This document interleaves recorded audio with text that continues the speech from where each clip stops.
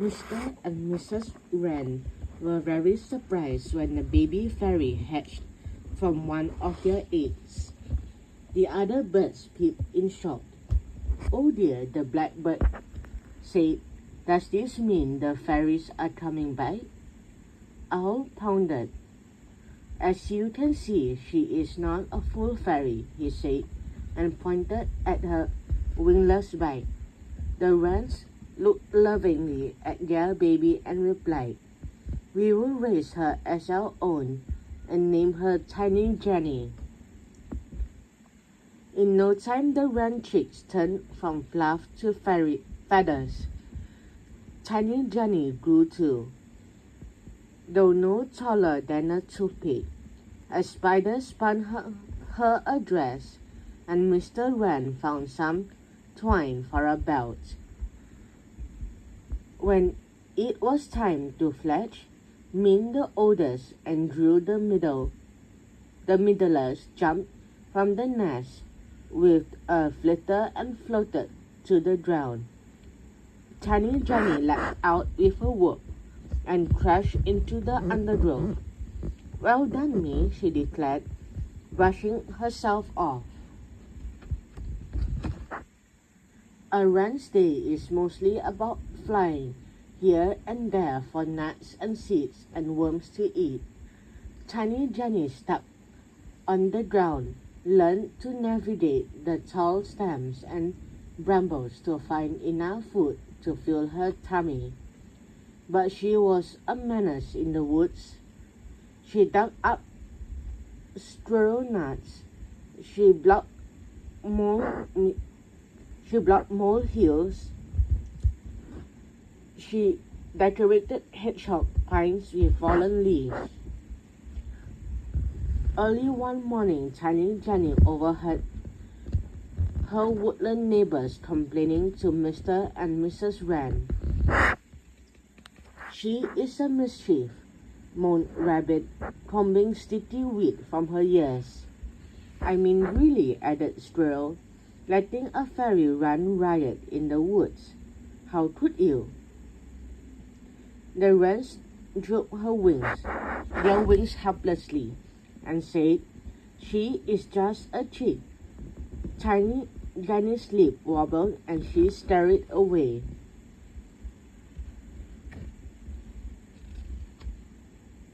Nearby Owl poked his head out of his tree hollow. "Whose sniffling is keeping me up?"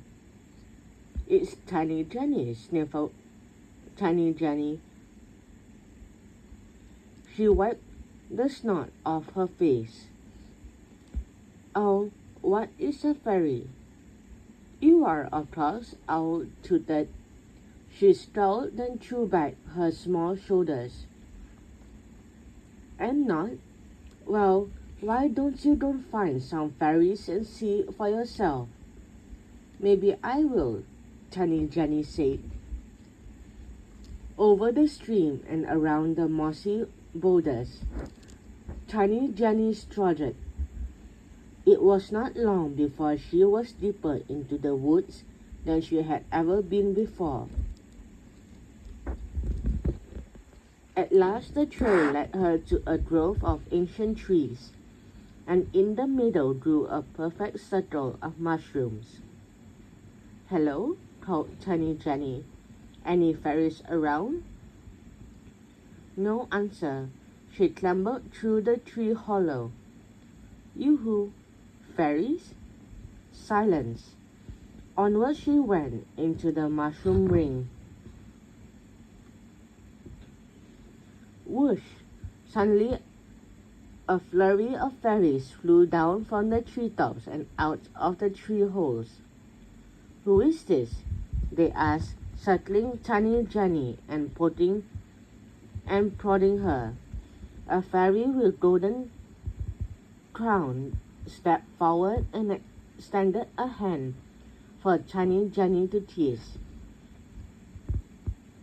"Lovely to meet you, little changeling," she said as Tiny Jenny stared at her blankly. "I am Meletta, Queen of the Fairies." Tiny Jenny tried to curtsy, and all the fairies giggled. I am Tiny Jenny, she said. Am I a fairy too? Not without wings, you are not, said one fairy with a smirk. Queen Violetta shocked her.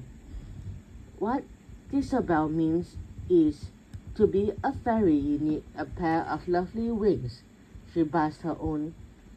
Oh, wings, breathed Tiny Jenny. Just 3 taps of my wand will do the trick. The fairy queen waved it teasingly. But first you must prove yourself worthy. Let's see how you carry yourself during our fairy parade, little Jennifer. No problem, and it's Tiny Jenny, corrected Tiny Jenny. But her voice was lost in all the fairy cheering. When twilight fell, the fairies gathered carrying stems of wild garlic and bluebells, each but aglow with will-o'-the-wisp. Tiny Jenny went to join the nearest fairy, but she snapped. No, you are new, back of the line.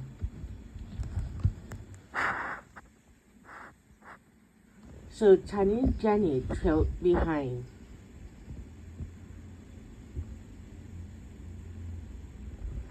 As they wandered their way through the forest, Tiny Jenny could see the fairies were nothing like the wrens. They did not forage for food or gather twigs or sing songs. They just smashed and stole stuff. Whoa, thought Tiny Jenny. Bad. After a time, a parade of thieves near the wren's nest. Attack, shouted the fairy queen. No, Tiny Jenny cried without thinking. The fairies glared at her. She said, I am tired. Can we go back now? Violetta smirked. Why not, she said. Follow me, everyone. The mean fairy flattered their pretty wings and took to the air, where Tiny Jenny could not join them. 4 feathered heads popped out from their nest, and the wrens fluttered to the ground. Thank you, said Mr. Wren. But where have you been? We were so worried. We have been looking treetop to tree root for you all day, chirped Mrs. Wren. Why did you wake up the fairies? I did not know this would happen, Tiny Jenny wailed. Owl told me I was a fairy, so I went to find out if it is true. I woke them up and they said I could have wings if I joined their parade. And oh, I am so sorry. Hey, they left without you, said Min. Hop on, said Drew, and up they all flew, following the fairy wing beats.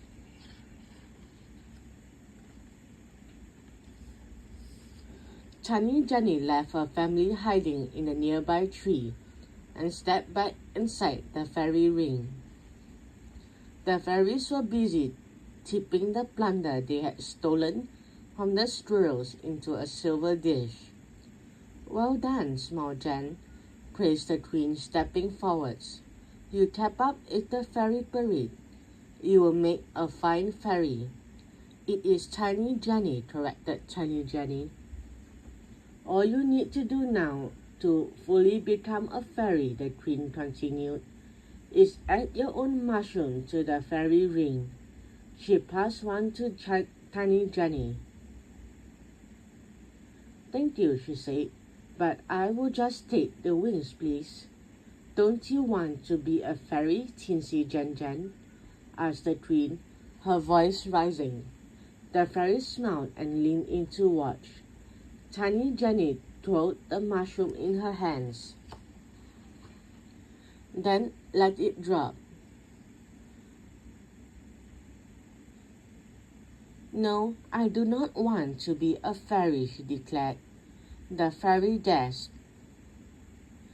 "You are mean. You are bullies. You stole from my friends, and also, my name is Tiny Jenny."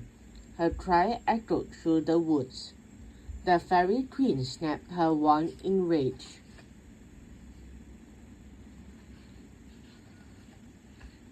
Then Tiny Jenny turned to her family, who had flown into the clearing when they heard the commotion.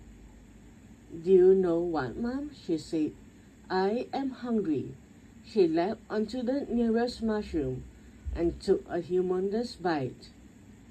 The fairy queen startled. "Stop that!" she cried. "Delicious," said Tiny Jenny. She munched another. Next drew to a peck. "Ooh, yummy," he said. Mrs. Wren flitted nearer and nipped a bit too. Mr. Wren and Min took bites, and then all the animals descended on the fairy ring, gobbling mushrooms in enormous gulps. The fairies started to flee under tree roots and over treetops until all that remained were a few mushroom stumps. The fairies were gone. The large shaped owl dropped down from the sky. "Smart move," he told Tiny Jenny. "What did she do?" asked Min. "The fairies cannot dwell in the forest without a fairy wing. Now they will not return until the mushroom grows back," Owl explained. "It is fairy magic," he shrugged. Tiny Jenny wiped her mouth. "So it is a good thing I like mushrooms," she giggled. Min pressed close to Tiny Jenny's side. "I am sorry you did not get your wings, sis," she said. "That is okay," said Tiny Jenny. "You just have to give me a lift." And so Mr. and Mrs. Wren, Drew and Min, with Tiny Jenny on her back, flew home to their nest. Owls swooped off into the night to hunt. The birds quieted and went to sleep with full bellies, and Tiny Jenny was never naughty again. Well, almost never. The end.